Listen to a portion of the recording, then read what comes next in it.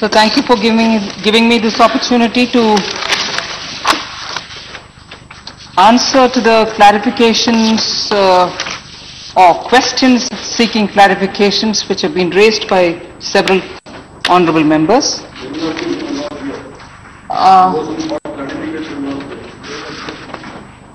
As much as possible, I'll try to go in a particular order in which the honorable members have spoken.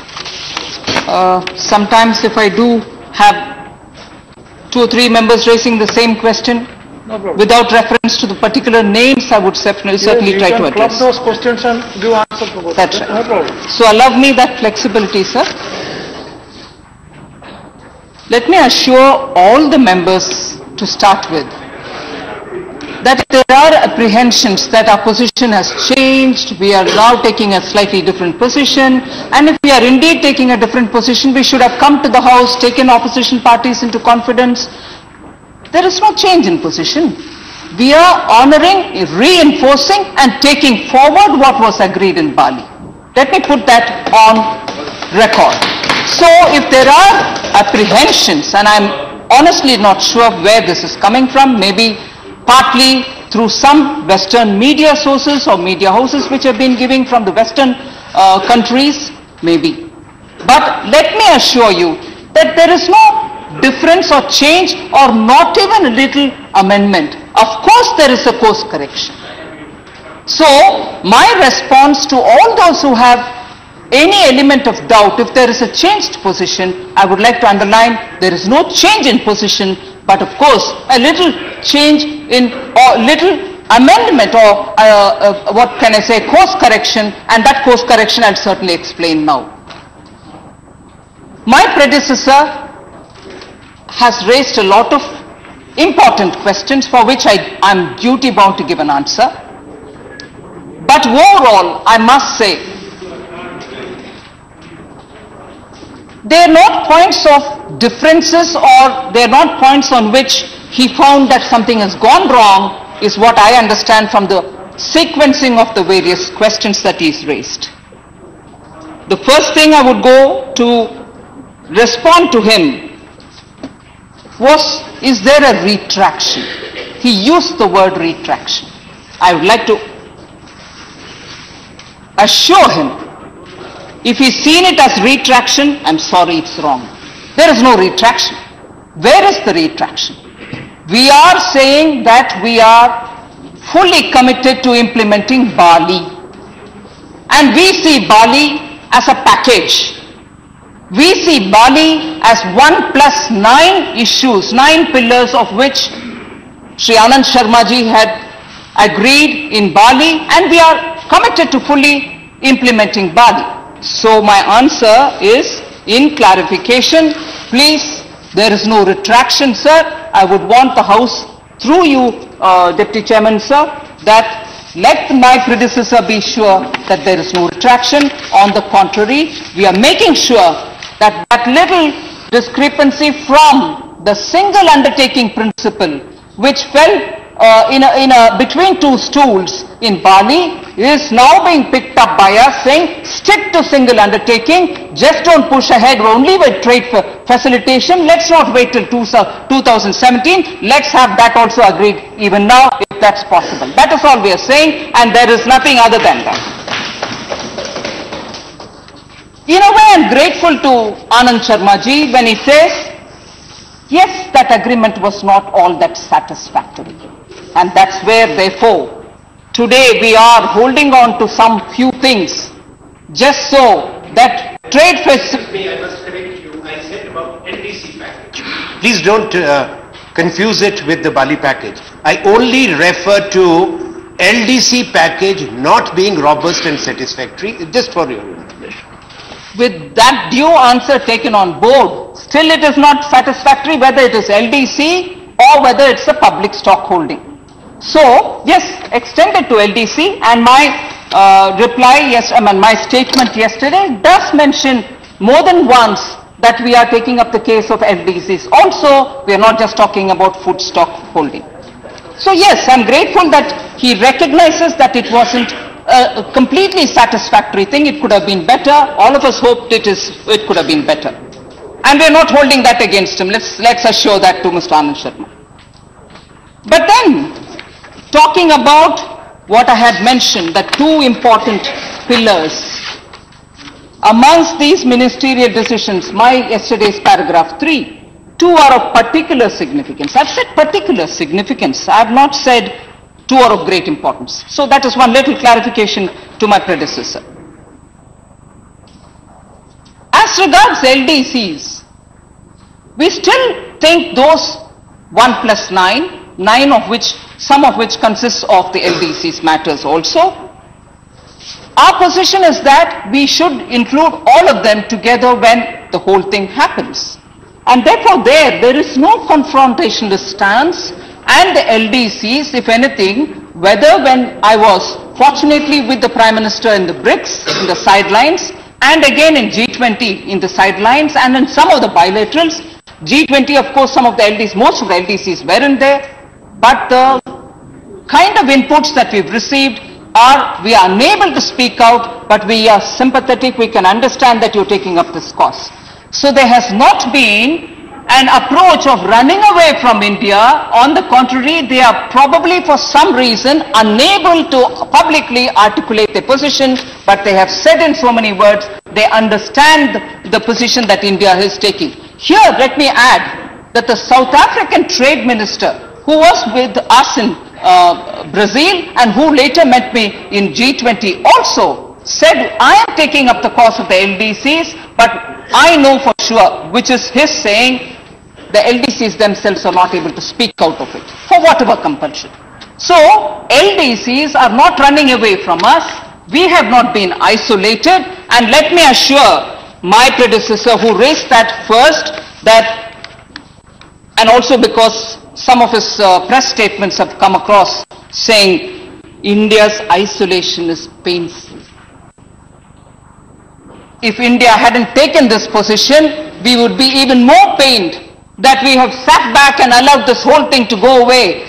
Western developed countries taking away or snatching away trade facilitation, and we are sitting with a Damocles sword over our head as to when this is going to come down heavily on us. And therefore, this little pain, where we took a principled stand, very much in alignment with what the agreement was in Bali, I think is worth the pain, because today the WTO understands that it cannot go away without us and the many unspoken LDCs, and therefore they are willing to wait till September for all of us to convince each other. So let us be very clear that that little pain about which you referred is a deserving pain, and they have recognized it, and that's why it has been postponed. They not run away with the trade facilitation.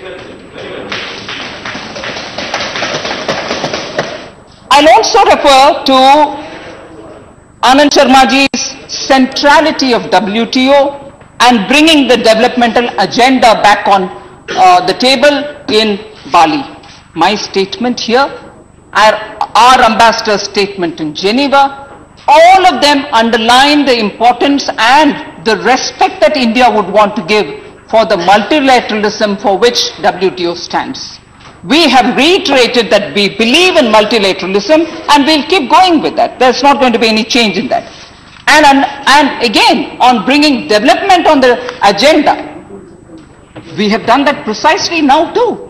We are saying, is trade facilitation the only thing, end of the day, about Bali? Or is it trade facilitation and also development? Because for development, we want the inclusive growth, for which my poor have to be fed, for which India should stand up, ensuring that the poorest of poor farmers get the minimum support price, and the poor get fed through your PDS. And therefore here, bringing developmental agenda, if it was mentioned in Bali, it's got reinforced now. So let there not be any confusion on that. I'll quickly move over to Shri Baswarajji Patil, who spoke about kya hamare saakh bade ki nahi. Am I right, if you understood? With this, Bharat Desh ki saakh bad gayi ya nahi bade? Huh? Pardon my Hindi, but I think today, अगर principal position हम ना लेते, इससे खराब होगा भारत की साख. ऊपर से मैं ये भी बोलना चाहती हूं कि हमारी साख आज पूरे दुनिया में ये रिकॉग्नाइज हो गया है, इसीलिए कि जो छोटे देश हैं, जो लेस डेवलप्ड कंट्रीज है, वो जो बोल नहीं पाए हम बोल पाए खड़े होकर के। इसीलिए प्लीज हमारे साथ के ऊपर बात करने वाले को मैं जरूर ये आश्वासन दिलाना चाहती हूं, आज भारत देश के साथ पहले से ज्यादा है, ज्यादा साथ है आज। पाटिल जी को आपके द्वारा I like to say that 86-88 prices के ऊपर honourable member O'Brien spoke TMC. It's important that we understand that that is a grave injustice which continues to go on in the WTO. Many members spoke about Western advanced countries giving subsidy. Also raised that, Mr. Yechuri mentioned about it, saying will we bring it back? Again, Ramakrishnan ji mentioned about it. Will we bring it back onto the agenda and discuss why Western developed countries can get away with the agricultural subsidies that they give, whereas ours becomes an issue? I'll just take a minute to give you figures to exemplify why that 86-88 base year is a grave injustice. Just let's assume and take the case of wheat. Today the MSP per kg is 13 rupees 50 paisa. If you take the international price with which the WTO would compare us, it is 17 rupees 96 paisa. In other words, 4 rupees 46 paisa is being given as subsidy through MSP procurement. Whereas actually the external reference price and through which the subsidy per kg as per WTO guidelines, if you want to take on board, it is at 9 rupees 96 paisa because it's based on the 86-88 base year. So, where your subsidy is actually 4 rupees 46 paisa compared to what prevails in the market, you are actually being accused that you're giving 9 rupees 96 paisa because it's based on 86-88 base year. So this is one of the things on which India is fighting with the WTO, and in fact, to answer Bhupender Yadav ji's question, are you giving any proposals? The G33 proposal which was given in July 2014 this year, and that partly probably addresses Sri Sudarshan Nachiappan ji's question. Was there an absence of political direction in the month of till before July, and because of that we couldn't get into correcting the clause related to peace clause? I'm sorry sir, that was not a failure. We have been arguing, we have submitted a proposal, the G33 proposal, which includes this anomaly and says no, please don't carry on with the 86-88 base year, use a dynamic pricing base which is take the nearest last 3 years average price and then tell us compared to that where a subsidy lies, rather than looking at 86 and 88 as a base year. So one of the alternative suggestions that we've given is to make sure that the base year is shifted to a dynamic 3-year average which is nearest to the year about which we are talking. So if you are talking about 2014, you would talk about the previous 3 years dynamic average, and that will move by 1 year when you're talking about in 2015. So that's a far more progressive way of addressing a base year, and no economist worth his salt can ever justify 30-year-old base and talking about today's prices and then saying, this is not fair. And therefore, I hope the House stands together in understanding that there has not been a time gap in giving political direction to the ambassador who's representing our case, and in any case, the PrepCom that Sri Nachiappan ji was referring to was in order to rush through with the trade facilitation July 31st, and it was not going into details of peace clause at all. So there was no absence of political direction. Clearly political direction was being given right in time. First week of July itself, our ambassador knew what the government's position was, and she mentioned it there, and subsequently the Western media picked up, but much before we came to July 24th. So no absence of political direction, and actually with constructive alternatives that we've given. I'll further go over to Shri K.C. Tyagi ji. whose passionate appeal, will WTO decide our MSP? Will WTO? This whole debate is about India making sure that our MSPs are decided by us. This whole debate is about how agriculture in this country will be run by our own policies, and therefore this passion is equally passionately answered, Sri Keshi Tyagi, that we don't allow our farmers' prices or agricultural production to be determined by somebody else outside. It's our right and we'll decide, and that's where the fight is going on.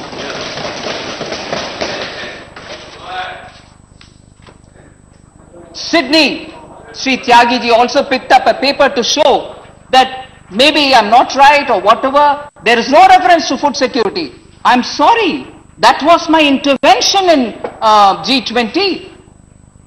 I do not want to go into a graphic detail of what happened. Of course, whoever is interested, I can always do it, but not to take away the time of this, House. When the summing up of the trade minister in Sydney, trade ministers conference of G20 happened, and when, in spite of me giving during my intervention a complete elaboration of India's position, the summary account by the host country did not include our concerns. With due respects, even there, I took the permission of the chair to say I'm going to have to break the protocol, to say I'm terribly let down that you did not even take my concern on board. And that concern was that we have a right to hold public stock and we have a right to distribute food to our poorest of poor, which ensures food security. So it may not have got reported, but I did say that, sir, let me assure you.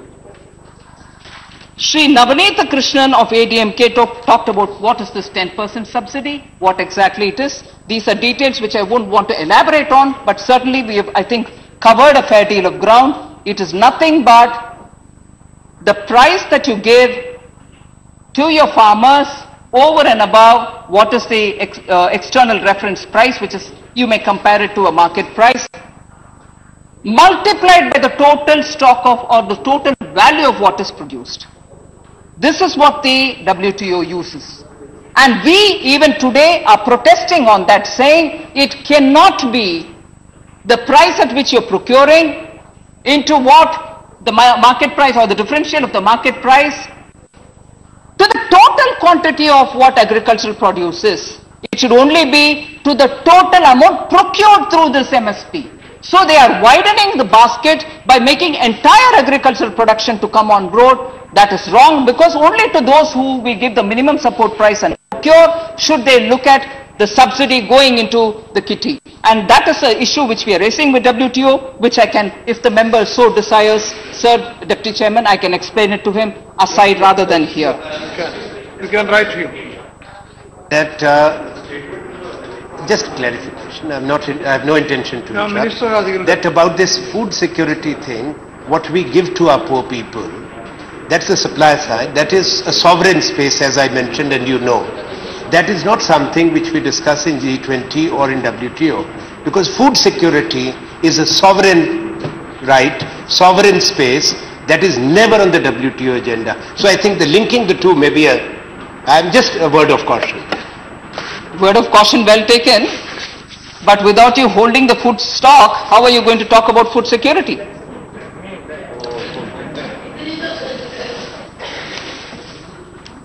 माननीय रामगोपाल जी यादव ने permanent solution अगर नहीं मिलता आप क्या करने वाले हैं, इसके ऊपर अगर मैं आपके हिंदी, मेरे कमजोर हिंदी के बावजूद भी अंडरस्टैंड किए, ठीक है, और आप ये भी पूछे कि क्या है हमारे स्टैंड अगर परमानेंट सॉल्यूशन नहीं मिलता आप क्या करने वाले हैं. मैं सिर्फ एक छोटी सी जवाब देना चाहती हूं इसका. परमानेंट सॉल्यूशन के लिए हम हर कदम मेहनत करके WTO को कन्विंस करने के लिए कोशिश कर रहे हैं. कोशिश अभी भी जारी है. सितंबर के अंदर होपफुली हम हमारी कोशिश का सफलता मिलेगा, ऐसे हमारी उम्मीद है. फिर भी सितंबर तक वेट करें इसका जवाब देने के लिए. येचूरी जी raised quite a few questions.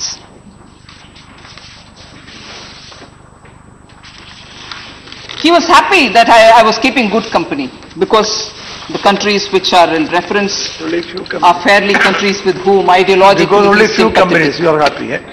Only few companies, that is why you are happy. Oh, no, no. 3 of them you got to know of. There are many others who the media didn't catch up. No, no. You got to know of. I only said you got to know of. It may be through me, it may be through media. Why are you immediately getting back? No, no, certainly. Whatever other company you may keep, that's not the issue. It is the issue. No. Oh, it's absolutely the issue, sir. No, no. Sir, the other company you may keep. It is your prerogative. It's not my prerogative. I'm talking about representing the India. company you I'm not you have yielding there. as far I'm as not the yielding WTO there, is sir. concerned. I'm not yielding there, sorry. Yes, the company I will keep is mentioned there, and it's not my prerogative. I'm speaking on behalf of the government of India. I don't want that liberty given to me. Other countries which were sympathetic to India. Sorry?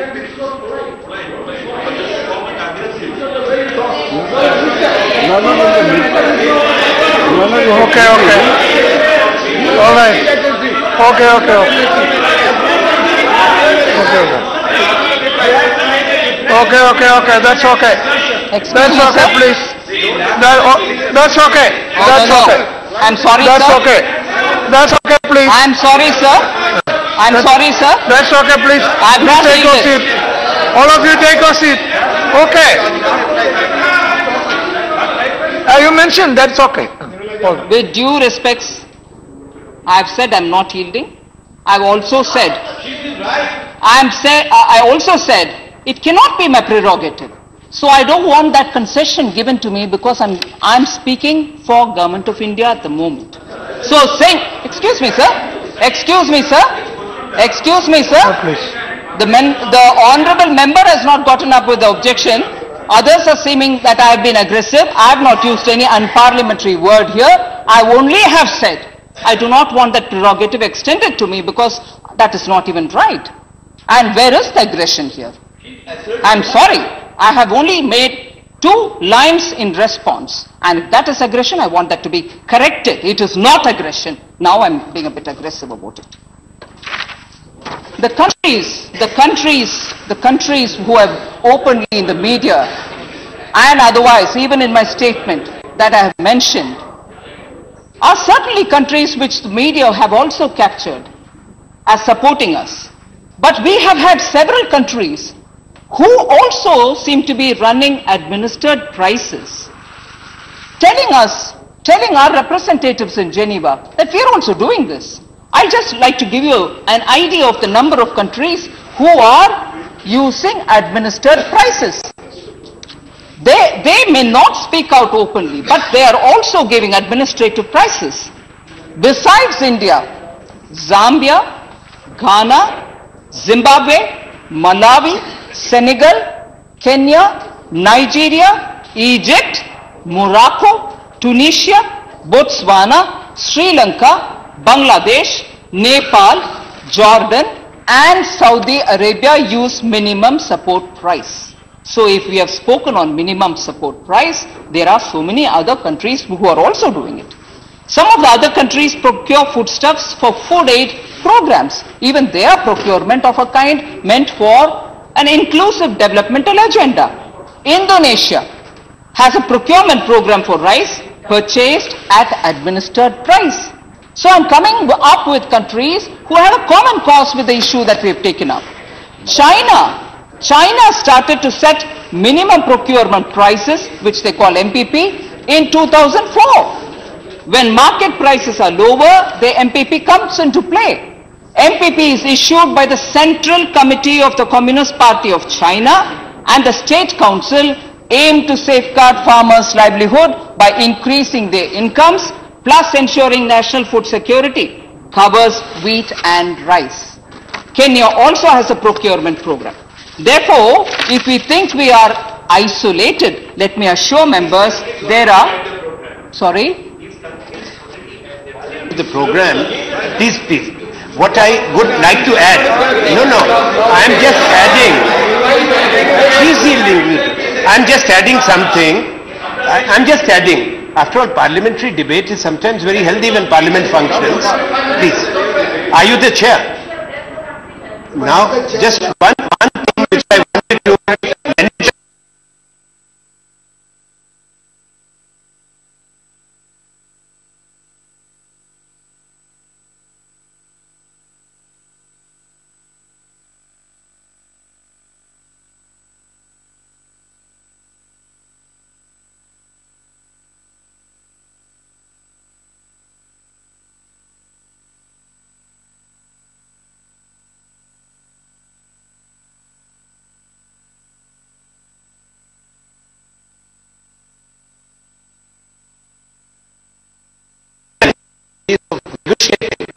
In Bali, at about 2:45 in the morning, we were called in and offered a country-specific carve-out for India so that we could have a breakthrough.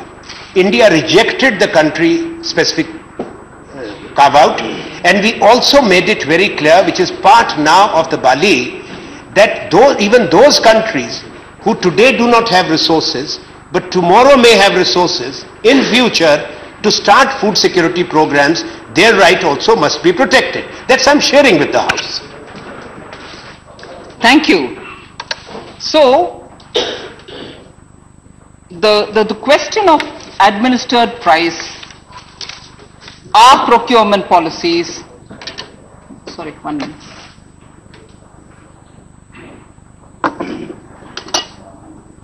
And based on which, when we went to the WTO, to have an impression that we've got isolated is absolutely not correct. For whatever reason, if countries have not spoken, many of them have been in touch with us saying we are unable to speak out, which is what I exemplified by saying what the South African trade minister mentioned to me. So it's not just my perspective, it is not just my feeling, it is also corroborated by another BRICS country's trade minister. The entire peace clause debate is the argument on which we are very clearly saying public stock holding, procurement and issue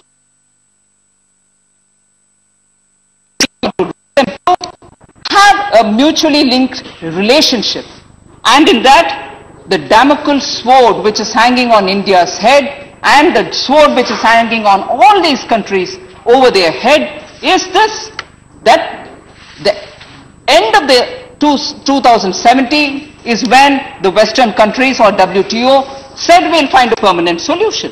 Our argument is you don't have to wait till 2017, at least let the process begin. Since post-Bali, no movement except for 3 meetings which were held, and those 3 meetings did not go into the substantial issue of getting a permanent solution. And we were increasingly getting worried that once 31st July trade facilitation, to which we are committed, let me repeat that, to which we are committed, if we had signed it on 31st July, there would not be one more reason for them to come back to sit with you and say, let's talk permanent solution. We were very, and therefore, rightly, I agree, when Mr. Yechury spoke about it, he very clearly said, are you using this to ensure that they will come back to talk to you about trade facility, about a permanent solution? Yes, it's one of the ways in which we want to ensure that the Western developed countries, which rightly are, which was observed rightly by Shri Anand Sharma in his press-related matter, that they are now looking at plurilateral agreements and they are moving away from the central philosophy of WTO, which is multilateral. So if they are going away to a plurilateral, platform, they wouldn't have a reason to come back to WTO to say, we want the LDC's issues to be addressed, we want your food stock holding to be addressed. They wouldn't have a reason to come back to us. So we were worried, and therefore we wanted to ensure that even as we do the trade facilitation, they would understand that the issue related to public stock holding will also have to be addressed. I would very quickly move on to the others who have spoken. Yes, there are issues of non-price, non-tariff barriers which are being created, on which we need to address, and we are constantly working and making sure that reduction and disciplining of agricultural subsidies as a part of the Doha development round we ensure that the other aspects of trade constraints are also going to be equally addressed. So that is not being forgotten, and we shall take that forward also.